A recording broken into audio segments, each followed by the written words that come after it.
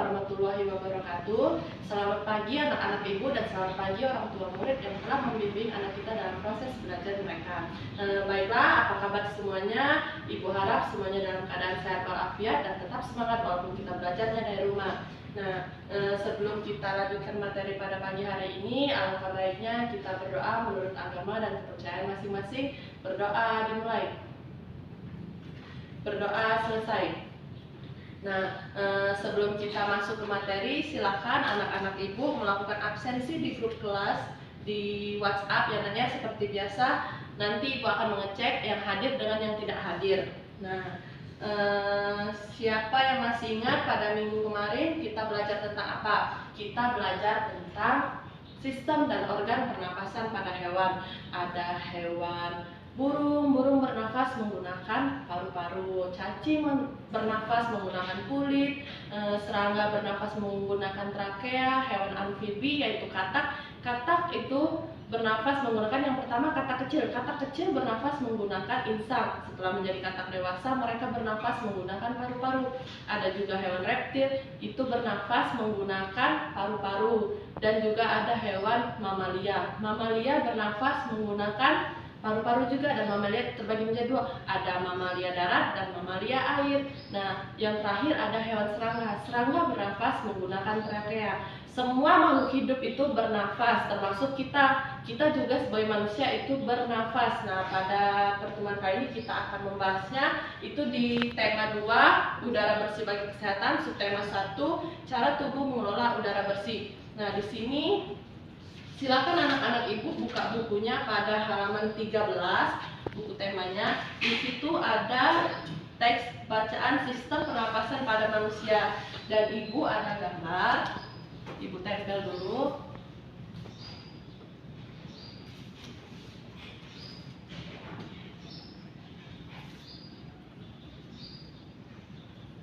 Bentar ya, Nak.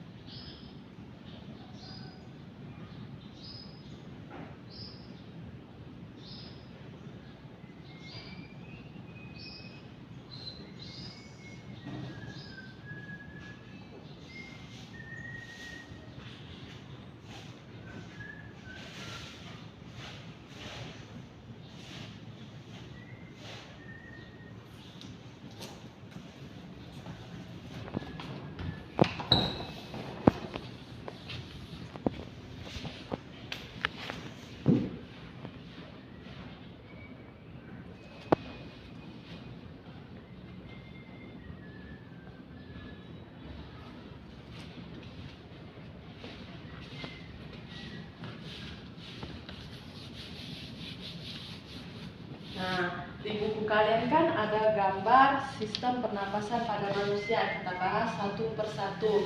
Yang pertama itu ada hidung. Coba anak-anak baca di bukunya, itu ada hidung. Hidung masuk melalui lubang hidung ke dalam rongga hidung. Jadi udara itu masuk melalui hidung.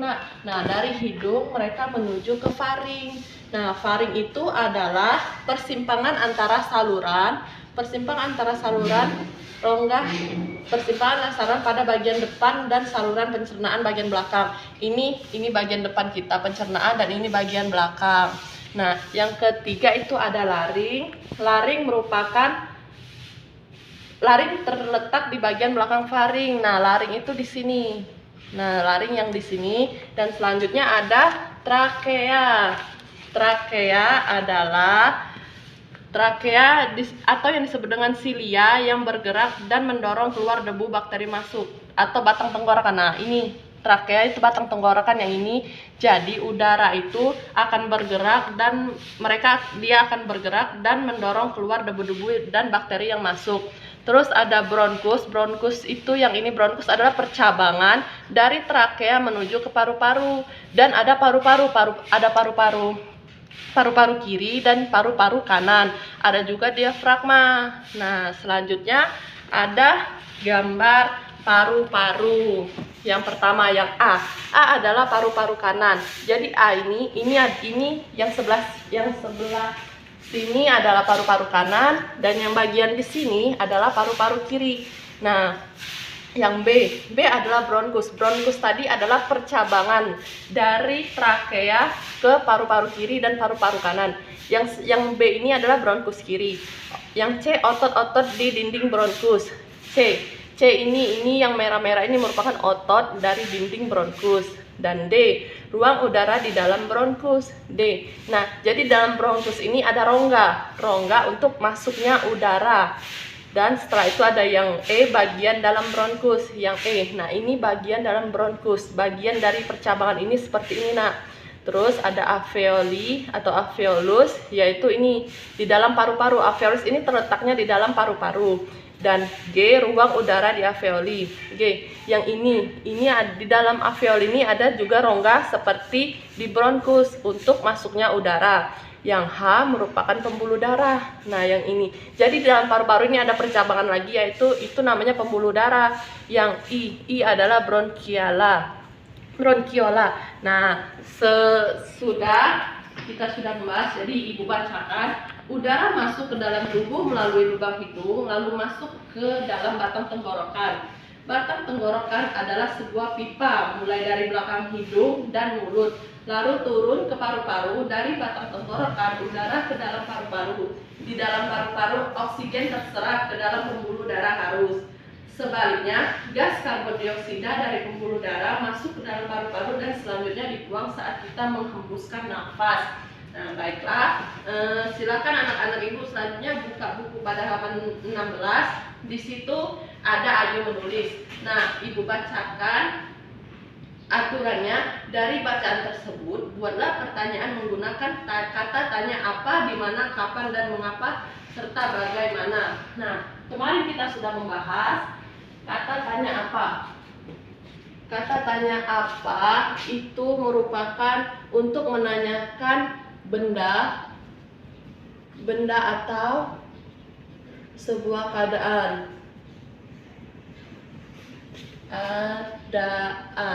Dan kata tanya mengapa itu menanyakan alasan.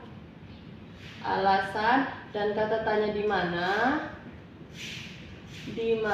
itu menanyakan tempat atau lokasi. Dan kata tanya bagaimana itu menanyakan langkah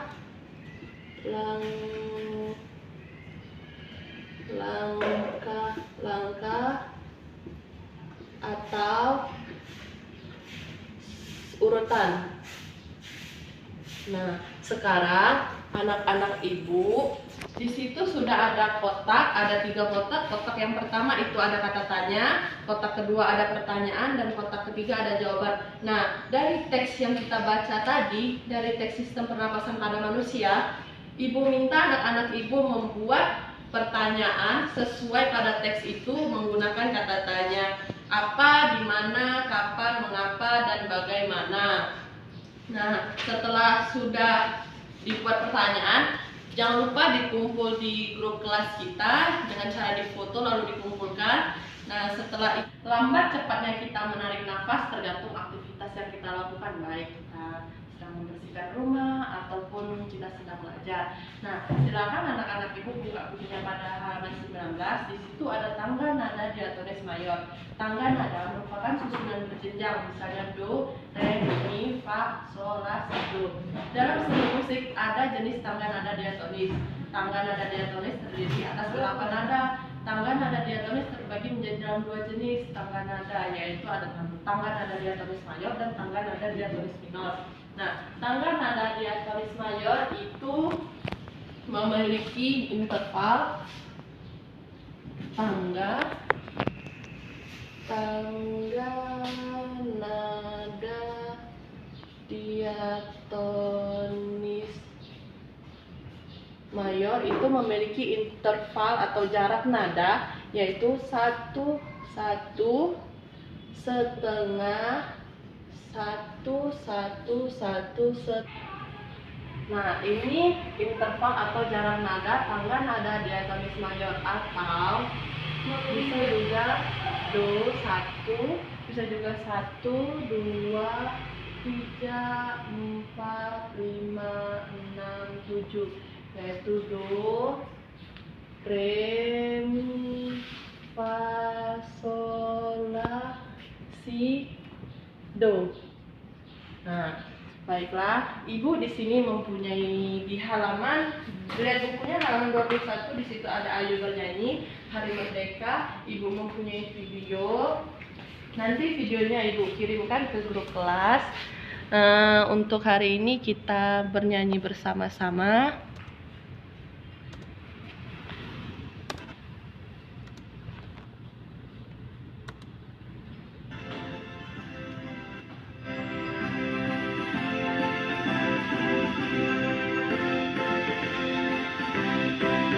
Ayo teman-teman, kita bernyanyi bersama. 17 Agustus tahun 45, itulah hari kemerdekaan kita. Hari merdeka, nusa dan bangsa, hari lahirnya bangsa Indonesia. Merdeka, sekali merdeka tetap merdeka, selama hayat masih di kandung badan. Kita tetap setia,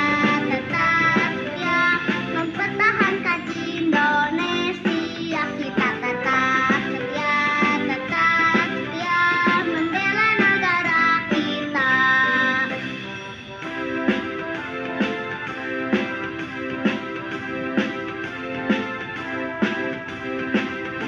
Ayo teman-teman, sekali lagi kita bernyanyi bersama.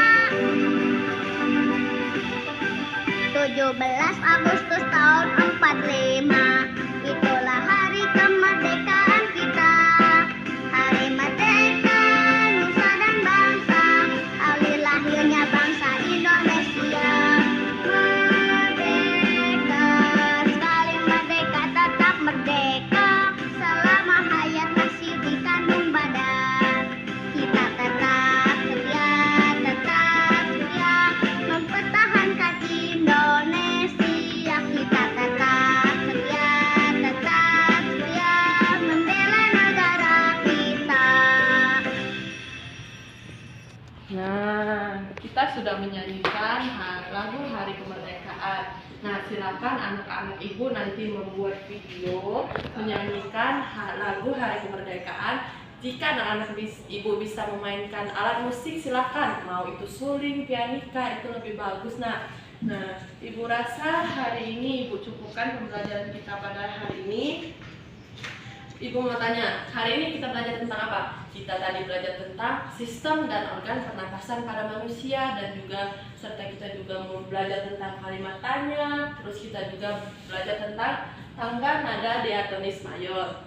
Sebelum kita mengakhiri pembelajaran pada hari ini, Ibu harap anak-anak Ibu semuanya mengerti dan paham materi yang telah Ibu sampaikan, dan juga anak-anak Ibu merasa senang dengan materi yang Ibu sudah sampaikan. Akhir kata, sebelum menutup pembelajaran pada hari ini, ada baiknya kita berdoa bersama-sama menurut agama dan kepercayaan masing-masing. Ibu yang pimpin berdoa menurut agama dan kepercayaan masing-masing. Berdoa dimulai.